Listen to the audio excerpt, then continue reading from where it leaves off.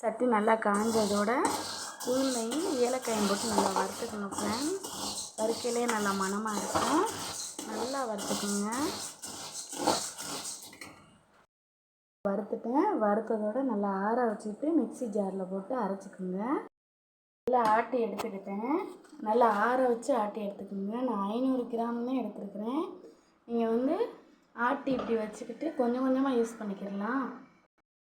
14 ஏலக்காய் எடுத்துக்கிட்டேன். அதையும் அது கூட வறுத்து நல்லா ஆட்டி வச்சுக்கிட்டா நல்லா மணமாக இருக்கும். நல்லா ட்ரை பண்ணி பாருங்கள். ஃபஸ்ட்டு சட்டியில் தண்ணியை காய வச்சுக்கோங்க. நல்லா கொதிக்குது. நான் தேங்காய் ஆட்டி தலைப்பால் மட்டும் எடுத்து வச்சுருக்கிறேன். அது கூட வெல்லத்தையும் காய்ச்சிட்டேன். கொதிக்கவும் அந்த ஆட்டி வச்சுருக்க மாவை போட்டு நல்லா கிண்டணும். மாவை போட்டு நல்லா கட்டிப்படாமல் கிண்டணும். மாவை ஆட்டி வச்சுக்கிட்டீங்கன்னா எப்போ உங்களுக்கு தோணுதோ அப்போ நீங்கள் கிண்டி சாப்பிட்டுக்கலாம். இதில் களியும் செய்யலாம். அது இன்னொரு வீடியோவில் போடுறேன்.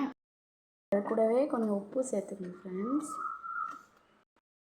சேர்த்துக்கிட்டு காய்ச்சி வச்சுருக்க பாகை அதிலே ஊற்றிடுங்க. வடிகட்டி ஊற்றி எடுத்துக்கிட்டு நல்லா கிண்டி விட்டுருங்க. நம்ம வறுத்தனால அது ஃபஸ்ட்டு வெந்துருச்சு. அதனால் லைட்டாக கிண்டினா போதும்.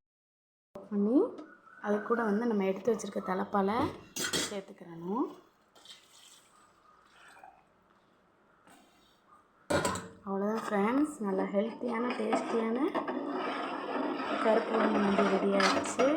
கண்டிப்பாக ட்ரை பண்ணி பாருங்கள். இது எல்லா பெண்களுக்கும் ரொம்ப நல்லது. ட்ரை பண்ணி பார்த்துட்டு கமெண்ட்ஸில் சொல்லுங்கள். பிடிச்சிருந்தா லைக் பண்ணுங்கள், ஷேர் பண்ணுங்கள், மறக்காமல் சப்ஸ்கிரைப்